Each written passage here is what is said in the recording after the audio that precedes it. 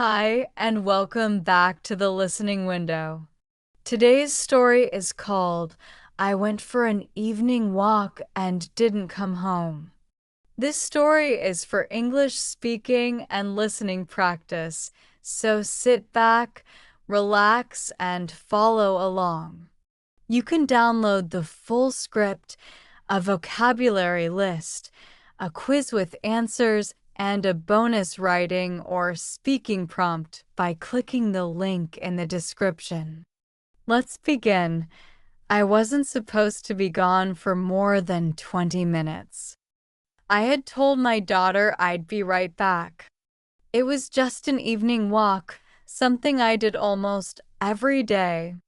The sun was setting, the air was a little chilly, and I had my phone in my pocket, though I rarely used it during my walks.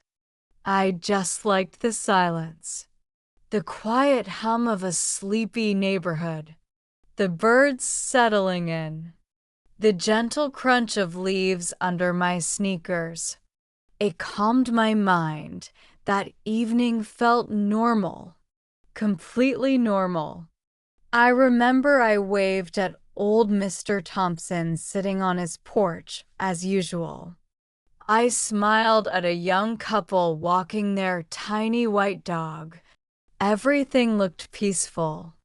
Still, but about 10 minutes into my walk, I took a left turn into the small wooded path near the park.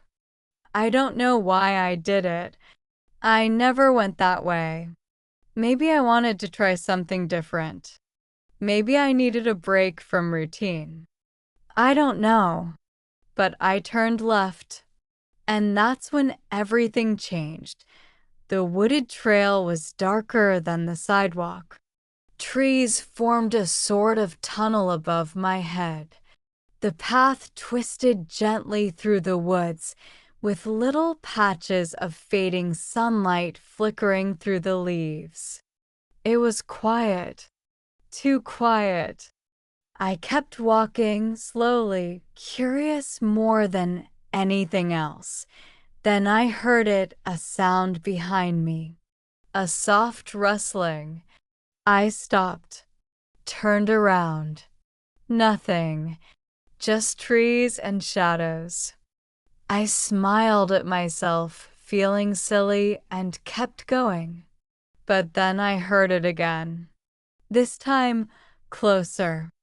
A definite crunch of a branch underfoot.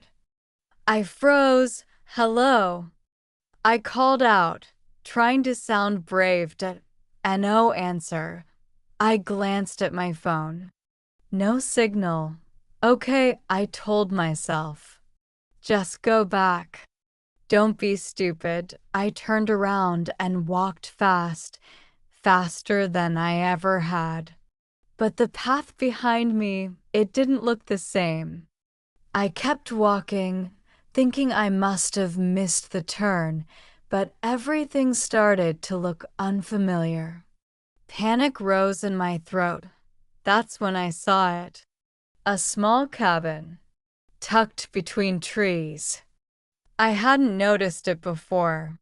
It looked old, maybe abandoned. But the windows glowed with a faint yellow light. I hesitated. Every instinct told me not to go near it. But my legs moved anyway. I knocked on the door. It creaked open. Inside was warm. Too warm. The room was filled with books, candles, and the scent of cinnamon. A woman stood by the fireplace. She looked like she'd been expecting me. You took the turn, she said softly. I blinked. What? She smiled.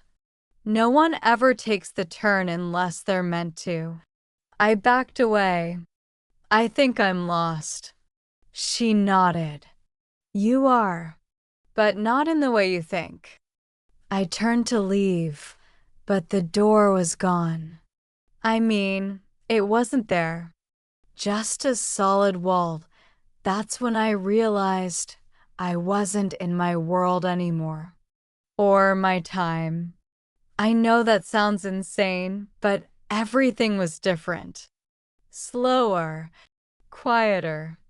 Like I had stepped back into some strange version of the past, or maybe sideways into something else entirely. I don't know how long I stayed in that cabin. The woman never told me her name. She gave me food, showed me how to light the fire, taught me how to live without technology. But I kept asking how to get back. Every time I asked, she just said the same thing. You'll go back when you're ready. I didn't know what that meant. I was ready the moment I arrived.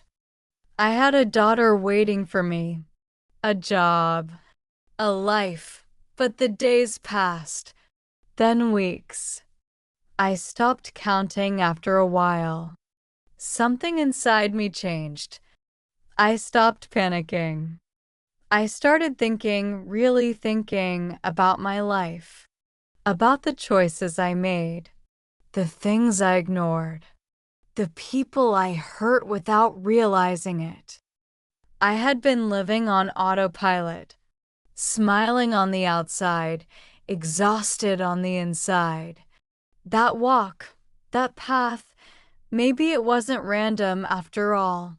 Then one morning, I woke up and the woman was gone. The fireplace was cold. The door was backed. I stepped outside and found myself back at the beginning of the trail. It was still evening. The sun had barely moved. It was as if no time had passed at all. I ran home. My daughter was watching TV. She looked up. That was quick, she said. You've only been gone like 20 minutes. I just stood there, frozen, staring at her. She was okay. Nothing had changed, but I never told anyone what happened. Who would believe me? But sometimes when I close my eyes, I still smell cinnamon and hear the crackle of that strange fireplace. I walk the same sidewalk now. I still wave at Mr. Thompson. But I never take the left turn. Not anymore. And sometimes I wonder, what would have happened if I stayed? Thank you for listening to today's story on the listening window. Don't forget, you can download the full script, vocabulary list, quiz with answers, and a bonus writing or speaking prompt using the link in the description. And if you want to share your own ending to this story, what you think really happened, drop it in the comments. See you next time.